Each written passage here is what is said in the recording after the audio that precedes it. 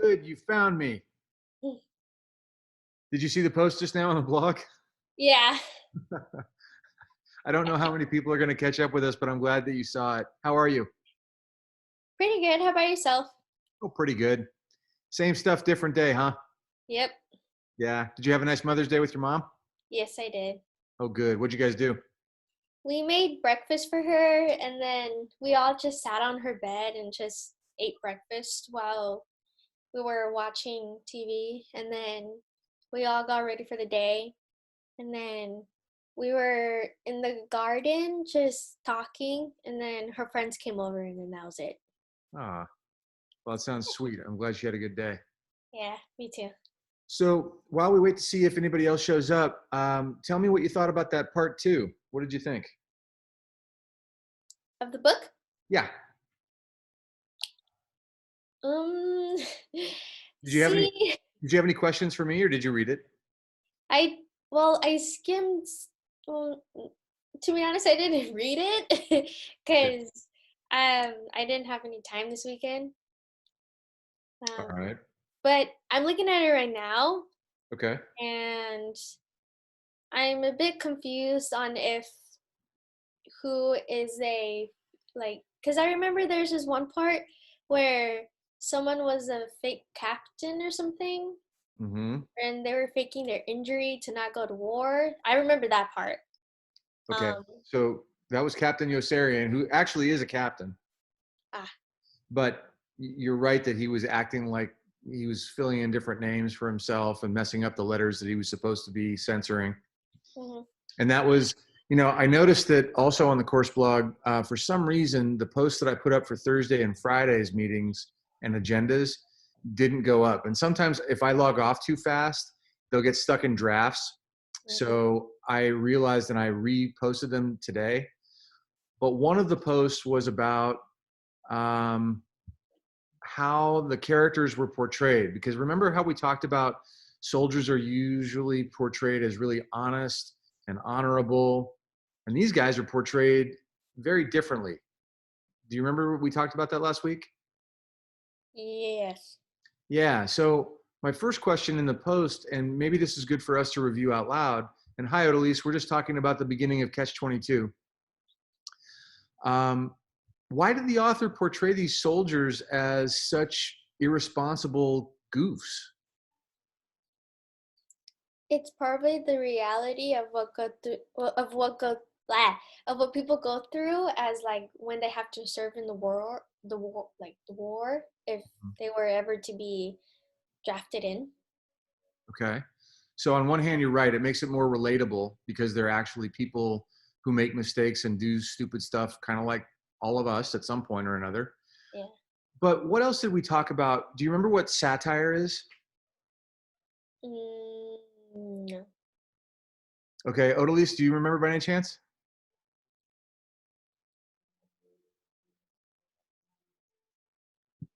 Okay, Odalise looks like she's muted. So, oh, did you have one? I didn't really get to catch up on the book. Okay. You're, Yeah. you're surrounded with people. Hi, everybody. Yeah. Hi. They're all shy. But So, they recognized your voice and your face, and they were like, "Oh, we want to watch what he's doing." And I'm like, "Oh yeah, I'm in class again with Dr. Preston." So they wanted to say hi. well, it's good to see you guys again. Are we going to read together on Thursday again? Yes, please. Okay, awesome. So satire is when you take something that you want to be better and you make fun of it so that when people read your book, they look at things like war or starvation or any other big problem that people have, and they start thinking about how it could be different. So Lena, when we talk about Yossarian and now Clevenger, we're looking at characters that are intentionally shown to be less than perfect so we can think about maybe making them better. So I'm going to pick up on page 16 with Clevenger. And Lena, are you with me? Yes. Okay, so you see where it says, in the way the CID man was pretty lucky? Mhm. Okay, because outside the hospital, the war was still going on. Men went mad and were rewarded with medals. All over the world, boys on every side of the bomb line were laying down their lives for what they had been told was their country. and no one seemed to mind, least of all the boys who were laying down their young lives. There was no end in sight. The only end in sight was Yossarian's own, and he might have remained in the hospital until doomsday had it not been for that patriotic Texan with his I don't even know how to pronounce this. Lena, what's your guess? You see that word I got stuck on? Yeah, no, I'm probably not gonna even try. Infundibuliform jowls. I got to look that up. I got to practice what I preach, and I don't even remember if this is a real word. So let's see. Spell it out loud for me because I'm on a search engine. Oh, I lost it. Ah! uh, Infundibuliform. Infundibuliform. Definition. Having the form of a funnel. Huh? You know what a funnel is, right? the cooking funnel, or Yeah, it could be any kind of a funnel where it's like a cone, but then it goes down. yeah. I didn't even know there was a word for that. I love this. Wow. And his lumpy, rumple-headed, indestructible smile cracked forever across the front of his face like the brim of a black 10-gallon hat. What a description. The Texan wanted everybody in the ward to be happy but Yossarian and Dunbar. He was really very sick. But Yossarian couldn't be happy, even though the Texan didn't want him to be, because outside the hospital there was still nothing funny going on. The only thing going on was a war, and no one seemed to notice but Yossarian and Dunbar. So basically now we start to come to understand. We start to get the idea that the author doesn't think war is funny. He thinks that war is awful. And Yossarian is like the only soldier with any common sense because he's not just blindly brave. He's looking at the war and thinking that it's terrible. Hi, Deanna. Hi, Dr. Preston. Sorry I'm late. That's okay. I'm glad you looked at the blog and found us. Thanks for coming. Yeah. So when Yossarian tried to remind people, they drew away from him and thought he was crazy. And that's interesting to me because a lot of the time, if you're the person who identifies a problem and speaks to it out loud, people look at you like somehow you're the problem. Well, everybody else is okay. Why aren't you okay with this? Even Clevenger, who should have known better but didn't, had told him he was crazy the last time they had seen each other, which was just before Yossarian had fled into the hospital. Clevenger had stared at him with apoplectic rage. Apoplectic means like he's so angry he can barely even move. And indignation, and clawing at the table with both hands, had shouted, "You're crazy." "Clevenger, what do you want from people?" Dunbar had replied wearily above the noises of the officers' club. "I'm not joking," Clevenger persisted. "They're trying to kill me," Yossarian told him calmly. "No one's trying to kill you," Clevenger cried. "Then why are they shooting at me?" Yossarian asked. "They're shooting at everyone," Clevenger answered. "They're trying to kill everyone. And what difference does that make?" Now you can see the beauty of this conversation. On the one hand, Yossarian's dialogue sounds like he's paranoid. Hi, Destiny. Hi. I'm glad you found us. Thanks for reading the blog.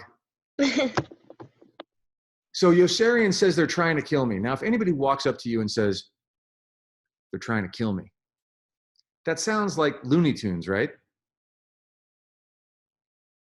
Yes? Yeah. No? Yes. Yeah. Good. I hope so, because otherwise there's a real problem.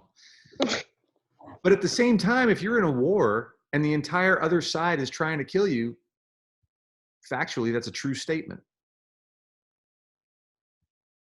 Clevenger was already on the way, half out of his chair with emotion, his eyes moist and his lips quivering and pale. As always occurred when he quarreled over principles in which he believed passionately, he would end up gasping furiously for air and blinking back bitter tears of conviction. There were many principles in which Clevenger believed passionately. He was crazy. Who's they, he wanted to know. Who specifically do you think is trying to murder you? Every one of them, Yossarian told him. Every one of whom? Every one of whom do you think? I haven't any idea. Then how do you know they aren't? Because, Clevenger sputtered and turned speechless with frustration. Clevenger really thought he was right, but Yossarian had proof. because strangers he didn't know shot at him with cannons every time he flew up into the air to drop bombs on them. And it wasn't funny at all. And if that wasn't funny, there were lots of things that weren't even funnier. There was nothing funny about living like a bum in a tent in Pianosa between fat mountains behind him and a placid blue sea in front that could gulp a person down with a cramp in the twinkling of an eye and ship him back to shore 3 days later, all charges paid, bloated, blue and putrescent, water draining out through both cold nostrils. Now, it's important as we go further in the book, every single time the author makes a mistake in his grammar, in the dialogue, like he said, there were things that weren't even funnier. Well, grammatically, that's so wrong. It couldn't be more wronger. But the author does this on purpose, just like I just did, because he wants to make a point about how backward everything is. And by making things backward, he's actually trying to make them funnier. They're absurd. The tent he lived in stood right smack up against the wall of a shallow, dull-colored forest, separating his own squadron from Dunbar's. Immediately alongside was the abandoned railroad ditch that carried the pipe that carried the aviation gasoline down to the fuel trucks at the airfield. Thanks to Orr, his roommate, it was the most luxurious tent in the squadron. Each time Yossarian returned from one of his holidays in the hospital or rest leaves in Rome, he was surprised by some new comfort Orr had installed in his absence. Running water, wood-burning fireplace, cement floor. Yossarian had chosen the site, and he and Orr had raised the tent together. Orr, who was a grinning pygmy with pilot's wings and thick wavy brown hair parted in the middle, furnished all the knowledge, while Yossarian, who was taller, stronger, broader, and faster, did most of the work. Just the two of them lived there, although the tent was big enough for 6. When summer came, Orr rolled up the side flaps to allow a breeze that never blew to flush away the air baking inside. Now, that whole paragraph was what? What is the part of the plot that gives us the background information that helps us orient ourselves to the rest of the work? I'm going to take you right back to class now and see if we remember anything. Do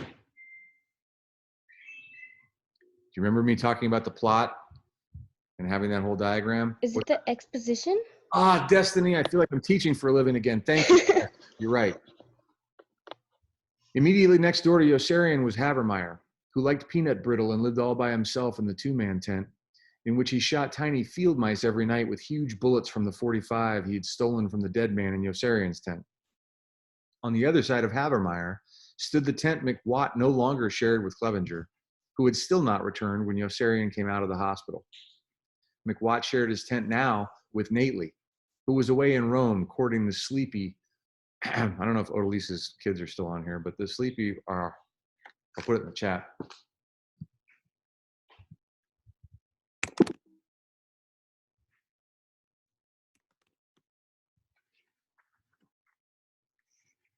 I'll know by your reaction if you can read the chat. Okay, so Nately was off on a social visit. He had fallen so deeply in love with her there that he was bored with her work and bored with him too. McWatt was crazy. He was a pilot and flew his plane as low as he dared over Yossarian's tent as often as he could, just to see how much he could frighten him, and loved to go buzzing with a wild, close roar over the wooden raft floating on an empty oil drums out past the sandbar at the immaculate white beach where the men went swimming naked. Sharing a tent with a man who was crazy wasn't easy, but Nately didn't care. He was crazy too, and had gone every free day to work on the officers' club that Yossarian had not helped build. Actually, there were many officers' clubs that Yossarian had not helped build, and he was proudest of the one on Pianosa. It was a sturdy and complex monument to his powers of determination. Yossarian never went there to help until it was finished. Then he went there often. So pleased was he with the large, fine, rambling, shingled building. It was truly a splendid structure, and Yossarian throbbed with a mighty sense of accomplishment each time he gazed at it and reflected that none of the work that had gone into it was his. There were 4 of them. Have you ever known someone who was proud of what they didn't do? Yes. Okay, now I'm curious. How did that work? Well, not good. I mean, like if you don't really do much and you kind of, I don't know, it just doesn't seem. When I was small, I felt like chores didn't seem fair because I got most of the chores and my sisters got less, and they were probably didn't do much.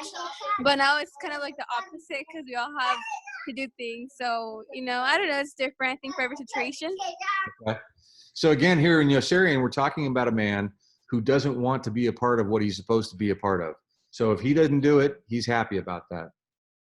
There were 4 of them seated together at a table in the officers' club, the last time he and Clevenger had called each other crazy.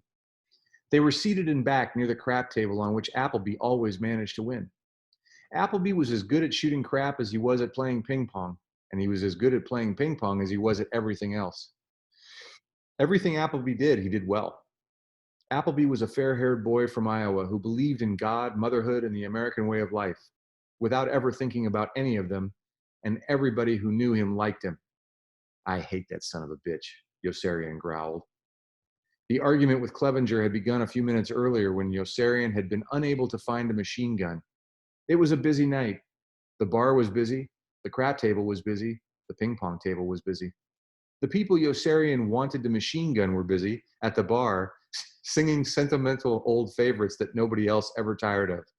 Instead of machine gunning them, he brought his heel down hard on the ping pong ball that came rolling toward him off the paddle of one of the 2 officers playing. That Yossarian, the 2 officers laughed, shaking their heads, and got another ball from the box on the shelf. That Yossarian answered them. Yossarian, Nately whispered cautioningly.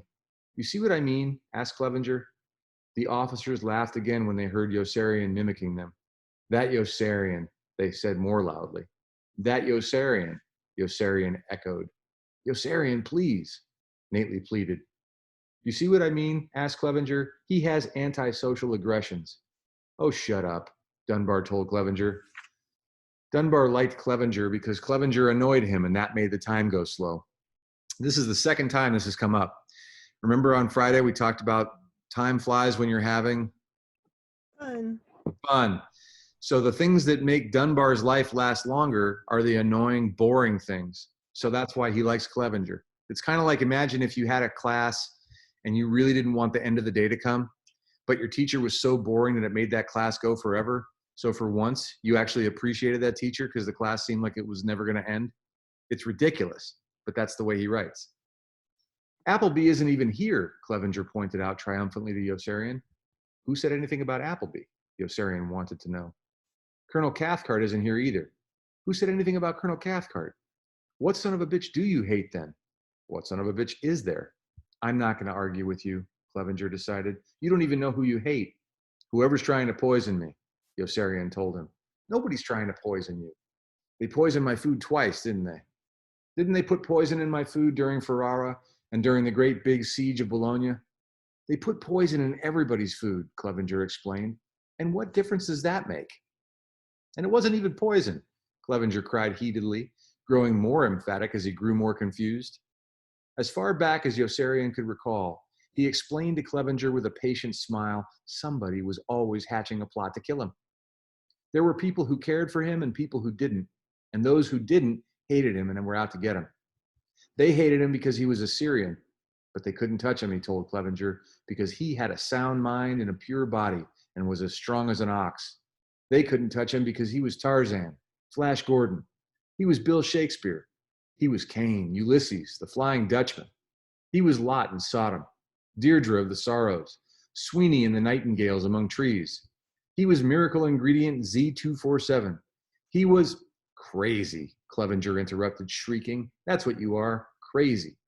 Immense. I'm a real slam bang, honest to goodness, 3-fisted humdinger.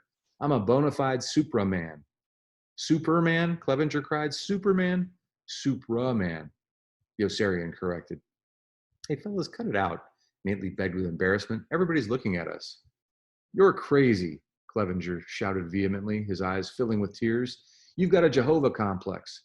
I think everyone is Nathaniel. Clevenger arrested himself in mid-declamation suspiciously. Who's Nathaniel? Nathaniel who? Inquired Yossarian innocently. Clevenger skirted the trap neatly. You think everybody is Jehovah. You're no better than Raskolnikov. Who? Yes, Raskolnikov. Now, all of these references are allusions. Here, Yossarian's referencing Raskolnikov, which is a character in a novel called Crime and Punishment. Raskolnikov, who, I mean it, who felt he could justify killing an old woman. No better than? Yes, justify, that's right, with an axe, and I can prove it to you. Gasping furiously for air, Clevenger enumerated Yossarian's symptoms. An unreasonable belief that everybody around him was crazy, a homicidal impulse to machine gun strangers, retrospective falsification, an unfounded suspicion that people hated him and were conspiring to kill him. But Yossarian knew he was right, because, as he explained to Clevenger, to the best of his knowledge, he had never been wrong. Everywhere he looked was a nut, and it was all a sensible young gentleman like himself could do to maintain his perspective amid so much madness. And it was urgent that he did, for he knew his life was in peril. Yossarian eyed everyone he saw warily when he returned to the squadron from the hospital. Milo was away, too, in Smyrna for the fig harvest. The mess hall ran smoothly in Milo's absence. Yossarian had responded ravenously to the pungent aroma of spicy lamb, while he was still in the cab of the ambulance, bouncing down along the knotted road that lay like a broken suspender between the hospital and the squadron.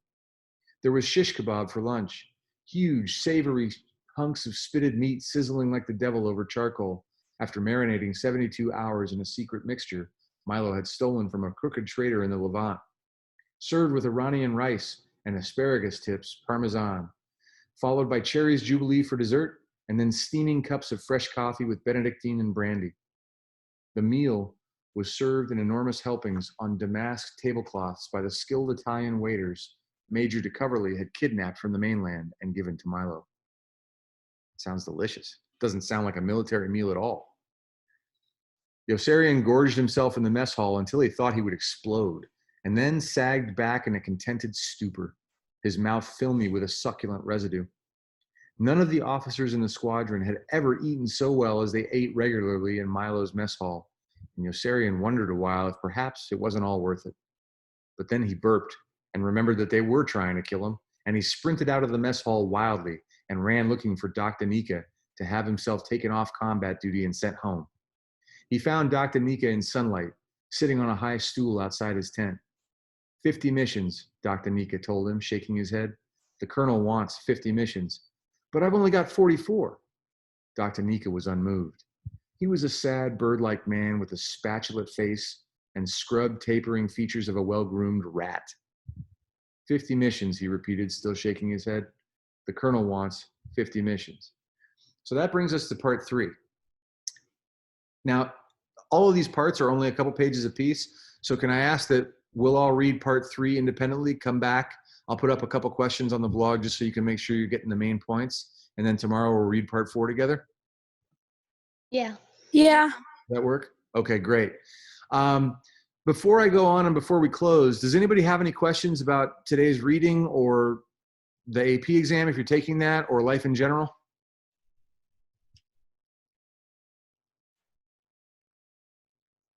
Oh, it's quiet again. And by the way, now that I'm thinking about it, since 3 out of the 4 of you are in the AP class, what happened on Friday? I was by myself at 2. I want to say initially, sorry, I should have emailed, but I had another Zoom at 2 that I should have realized that it was at the same time on a Friday. Days don't even make sense anymore. I don't know when it's weekend or when it's weekday. Yeah, I had a meeting at 2 as well. Okay, I totally understand, and I'm not at all upset. I just wanted you to know that that information was up on the blog. So if you haven't already, I put up a bunch of information about the exam. And if you have any questions, just email me or you can ask me tomorrow when we meet. Yes, thank you. No problem. All right, you guys, have a great day. If anything comes up, you know where to find me. Otherwise, I'll see you right here tomorrow at 1 o'clock. Bye, Dr. Preston. Ready? Bye, Dr. Preston. Bye.